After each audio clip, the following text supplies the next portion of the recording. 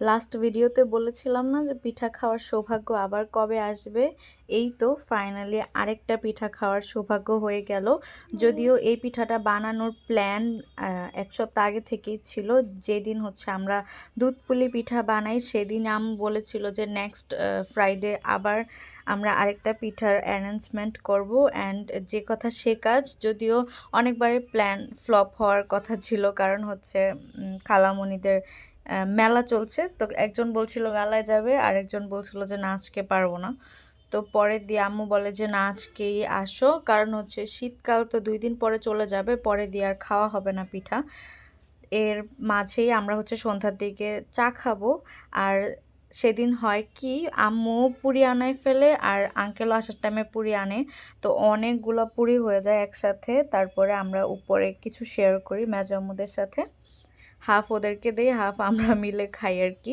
এরপরে আবার সবাই পিঠা বানাতে লেগে যায়। অ্যান্ড সেদিন আমি মামিকে মিস করছিলাম, কারণ হচ্ছে মামি অলওয়েজ বলে আমাদের বাসায় স্পেশাল কিছু হলে মামি থাকতে পারে না। আর স্পেশাল কিছু আসলে প্ল্যান করে হয় না, হুট করে হয়ে যায়। বললাম না প্ল্যান হয়েছিল, আবারও সবাই মানা করছিল, তো আবার আম্মু বললো যে না আজকেই করতে হবে। সেই রকম মানে এক্স্যাক্ট প্ল্যান করে যে এক্স্যাক্ট এই দিনেই এটা করতে পারবো সেরকমটা আসলে হয় না, হয়ে ওঠে না। তো এখনও মামি নেই। ইনশাআল্লাহ নেক্সট সপ্তাহে আরেকটা পিঠা বানানোর প্ল্যান আছে, যদি হয় তাহলে তো ইনশাআল্লাহ হয়তো মামি থাকতে পারবে।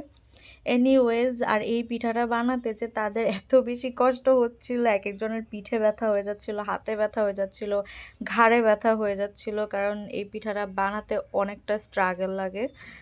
আর সেদিন আসলে মনে হচ্ছিল যে কম পিঠা হবে, বাট অনেকগুলো পিঠা হয় সেদিন। পুরো একটা বড় করে পিঠা রান্না করা হয়।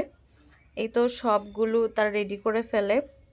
আম্মু হচ্ছে লাস্টে বসে, খালামণিরাই অনেকটা করে। এরপরে হচ্ছে এখানে আমি অন্য কাজে করতেছিলাম, আর এখান দিয়ে ওরা পিঠাটা বসায়ও দেয়। এই যে এই বড় পাতিলটার মধ্যে পুরো পাতিল না, হাফ পাতিল আর কি পিঠা হয়।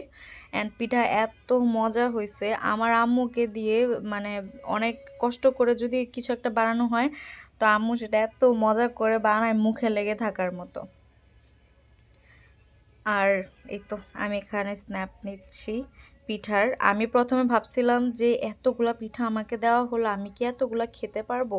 পরে যখন আমি খাওয়া স্টার্ট করলাম তখন মনে হলো যে না, আসলে মানে 1 প্লেট খাওয়ার মতো পিঠা এটা, আর এটা এরকম প্লেটেই নাকি খায়। ছোট কোনো কোথাও